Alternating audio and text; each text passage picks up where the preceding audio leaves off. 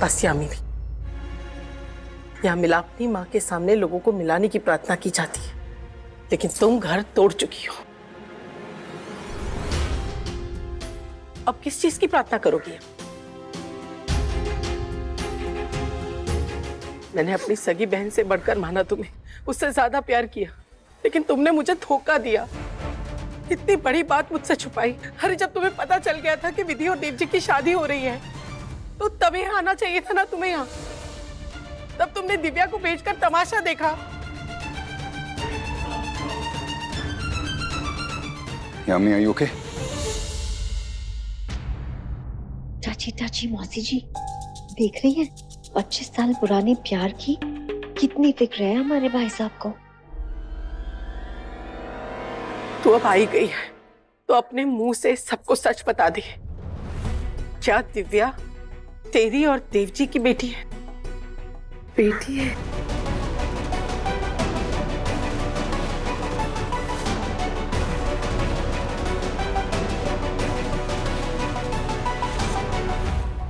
देव, तुमने सब कुछ सच सच क्यों नहीं बताया?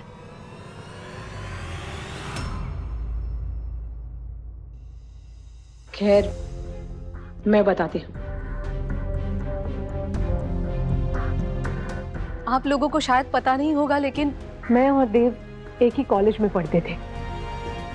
देव बहुत ही स्वीट, वेल मैनर्ड और एक परफेक्ट जेंटलमैन था।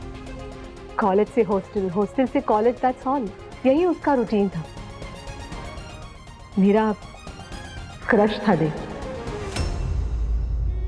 यामिनी को मुझसे प्यार हो गया, मैं भी उसे पसंद करता हूँ। बाकी सारे दोस्त रोज पार्टी करते थे, लेकिन देव हमेशा रात को डायरी लिखता था। अभी भी लिखते होते। तो क्या डायरी में ये सब बातें लिखी नहीं है कि देव और मैं कितने अच्छे दोस्त थे? मैं उसकी भावनाओं को ठेस नहीं पहुंचा सकता। बहुत प्यारी लड़की है। मैं बहुत शर्मिंदा हूँ। हाँ, लिखा था इन्होंने, और फिर उसके बाद के 2 पन्ने खाली भी थे। कुछ नहीं लिखा। उसके आगे सिर्फ इतना लिख दिया कि मैं शर्मिंदा हूँ।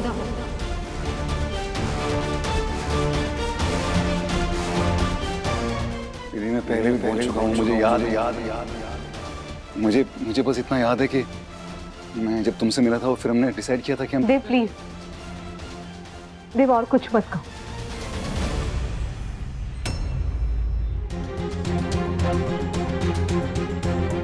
जो भी सच है वो सामने आएगा।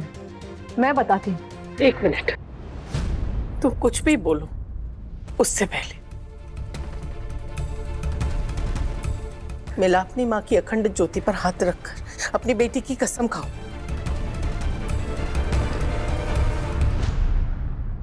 मैं अपनी बेटी दिव्या की कसम खाकर कहती हूँ कि जो कुछ भी कहूंगी सच कहूंगी।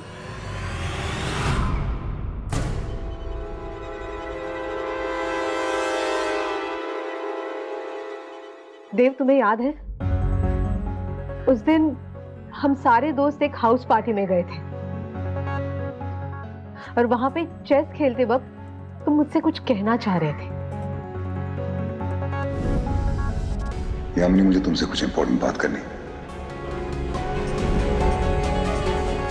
I'm sorry यामिनी, मैं तुम्हें हर्ट नहीं करना चाहता था।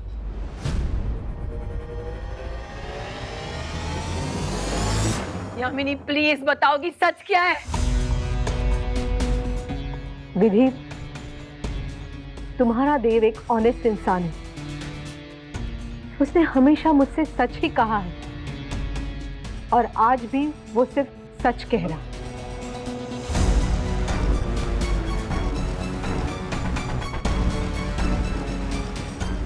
एंड प्लीज देव, तुम सॉरी मत कहो। तुमने उस दिन मुझे जो कुछ भी कहा वो मेरे अच्छे के लिए ही कहा था। एटलीस्ट तुम उन बाकी दोस्तों की तरह फेक तो नहीं थे। मैं ही मोचौ थी जो इन सब बातों को समझ नहीं पाई। Come on, Dev. Just one drink. Cheers.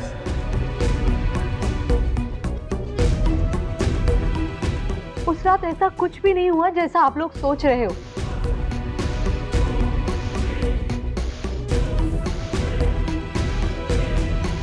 मैं पूरी तरह से टूट गई थी और ऐसे में ही मेरी जिंदगी में और कोई आया। मुझे ऐसे लगा कि वो शायद मेरी जिंदगी संवार देगा, लेकिन उसने तो मेरी जिंदगी बर्बाद करके रख दी।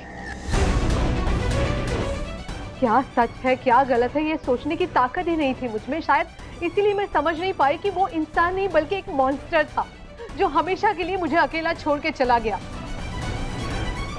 पता नहीं कहाँ गया, लेकिन जाते वक्त अपनी निशानी दिव्या को मुझे सौंप गया।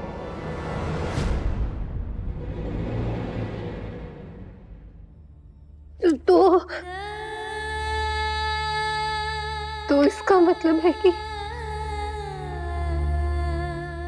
देव जी दिव्या के पिता नहीं है? नहीं,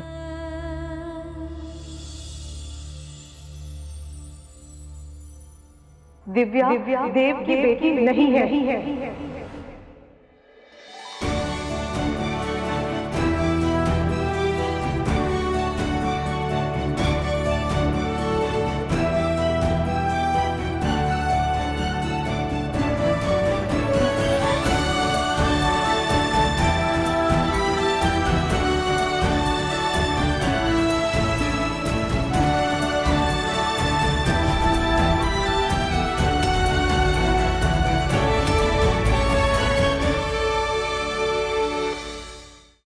मीठी पर दुनिया खारी। लो, कहानी में एक नया मोड़। अगर देव जी की बेटी नहीं है तो फिर किसकी बेटी? और जिससे तुम्हारी शादी हुई वो तुम्हारे साथ क्यों नहीं रहता? जिस वक्त मेरी शादी हुई तब दिव्या मेरे पेट में थी, और ये बात जब मेरे पति को पता चली तो वो मुझे हमेशा के लिए छोड़कर चले गए। पर इस बात का मुझे कोई अफसोस नहीं है क्योंकि दिव्या मेरे पास है, और इसीलिए मैं चाहती हूँ कि दिव्या मुझे माफ कर दे और वापस मेरे साथ चली आए।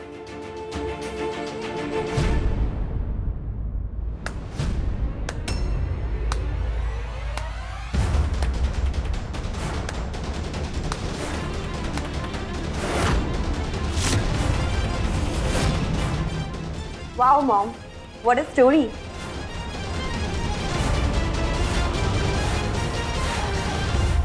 मानना पड़ेगा, स्टोरी में वाकई दम था, लेकिन अफसोस मैं नहीं मानती। मुझे पता है आप झूठ बोल रही हैं ताकि देव रायचंद और विधि का रिश्ता न टूटे।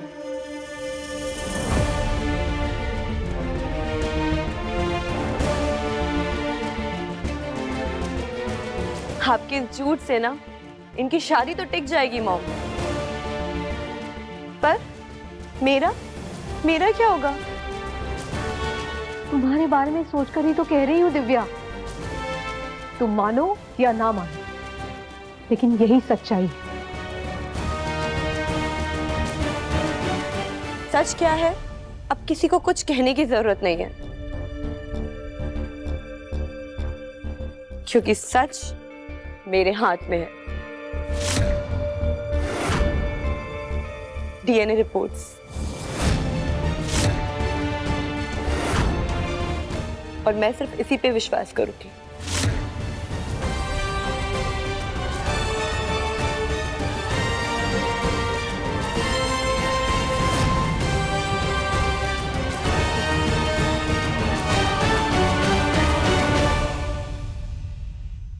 पूरी तरह फंस गया है देव। रायचंद को बर्बाद करने की मेरी कसम पूरी होने में बस एक कदम का फासला है।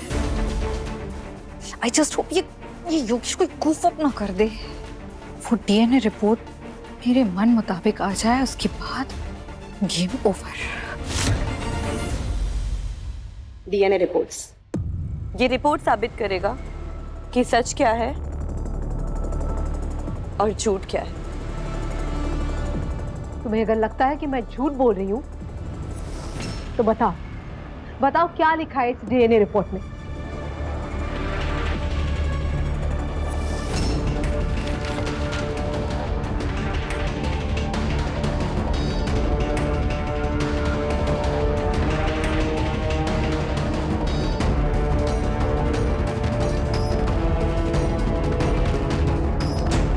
क्या लिखा है इस रिपोर्ट में? बताओ।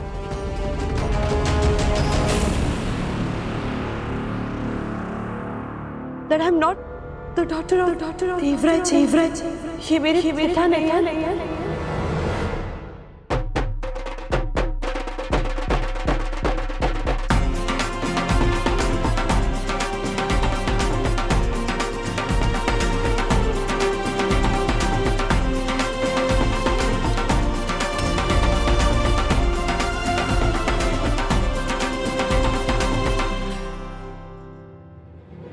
फेल हो गया तुम्हारा प्लान अम्बा। जिस प्लान के बेसिस पे तुम रायचंद को तोड़ देना चाहती थी, देव की जिंदगी बर्बाद कर देना चाहती थी, वो डीएनए रिपोर्ट नेगेटिव निकली।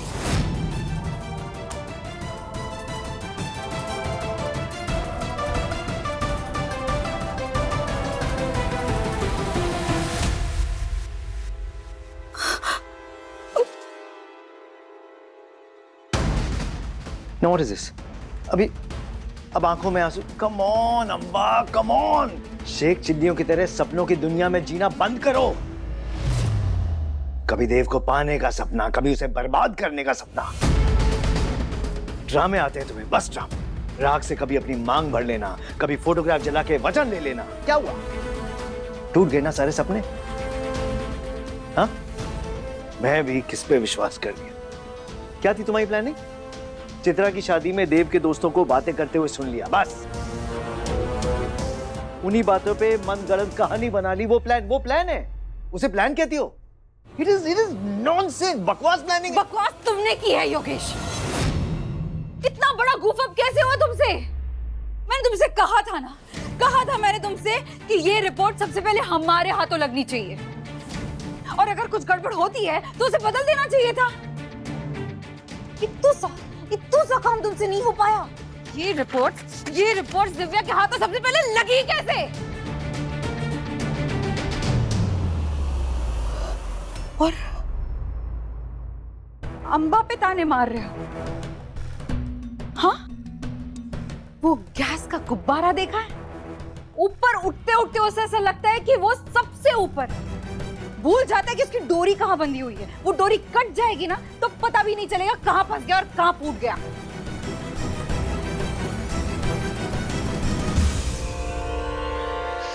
जिस पानी में तुम इठला रहे हो ना, उस पानी की मगरमच्छ हूं मैं। और पानी में रहकर मगरमच्छ पे जोक मारना बहुत महंगा पड़ेगा। दिव्या की तो डीएनए टेस्ट रिपोर्ट नेगेटिव आई है।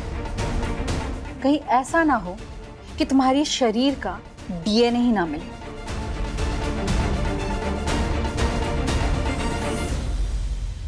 देखा बिमला जी, मैंने हमेशा सच ही कहा है। देव एक देवता की तरह पायस है, खरा सोना है वो।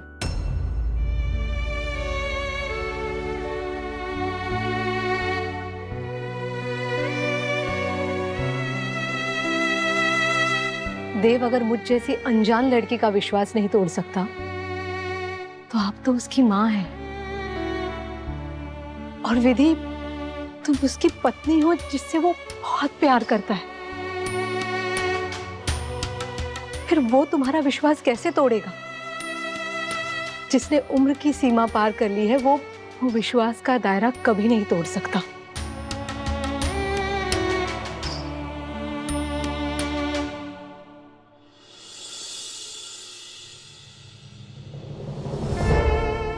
Yamini, thank you so much.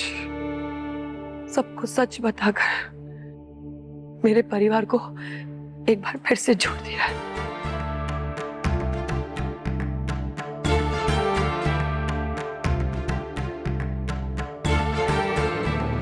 मैं तुम्हारा एहसान कभी नहीं भूलूंगी।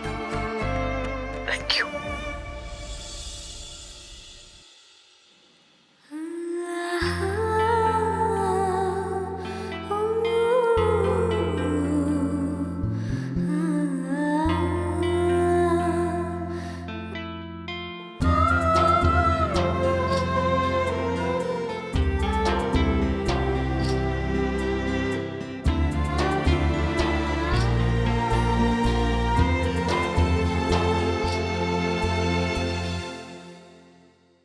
गलतफहमी में हो तुम अम्मा। जो शतरंज का खेल तुम खेल रही हो ना, उसका प्यादा नहीं, वजीर हूं मैं गया, खेल खत्म। योगेश डार्लिंग, तुम तो बुरा मान गए। ओह, खैर, मुझे लगता है इस हार ने हम दोनों को बौखला दिया है। एक दूसरे पर इल्जाम डालने से अच्छा ये है कि हम ये सोचे कि आगे क्या करना है।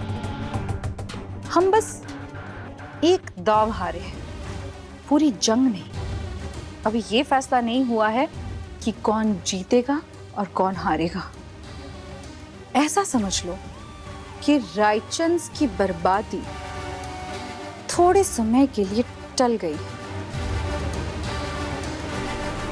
Anyways, I always have a plan B.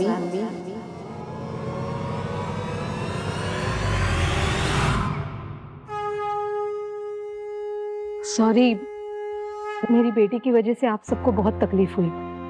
Really sorry.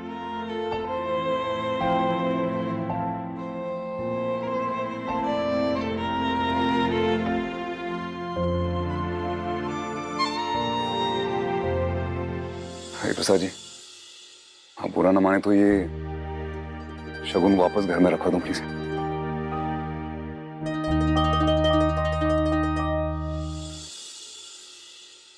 देव साहब,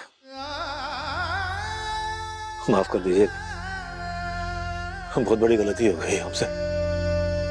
पता नहीं कैसे क्या। अरे क्या कर रहे हैं आप?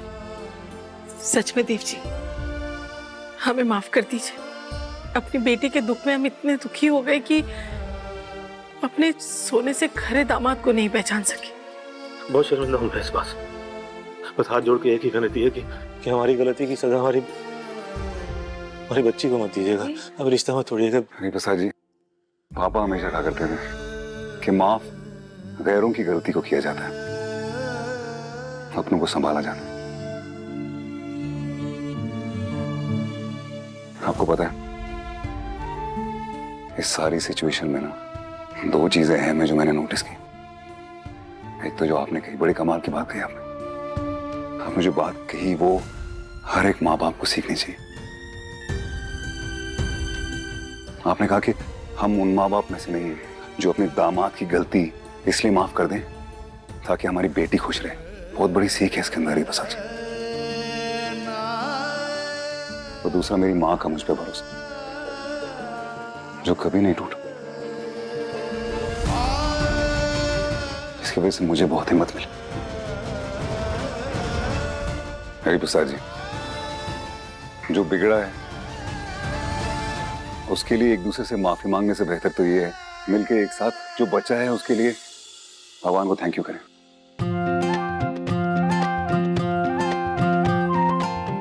लीजिए, आप आरती कीजिए।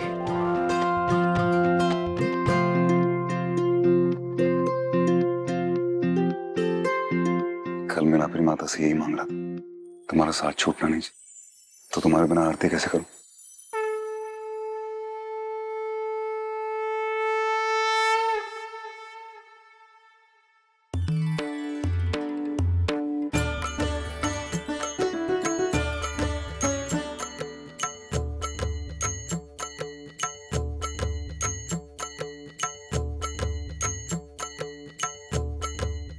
आपका दिल बहुत बड़ा है देव जी, लेकिन मेरा अपराध भी छोटा नहीं है। आपने सबको माफ कर दिया, पर मैं अपने आप को कभी माफ नहीं कर पाऊंगी कि मैंने आपकी बातों पर विश्वास नहीं किया।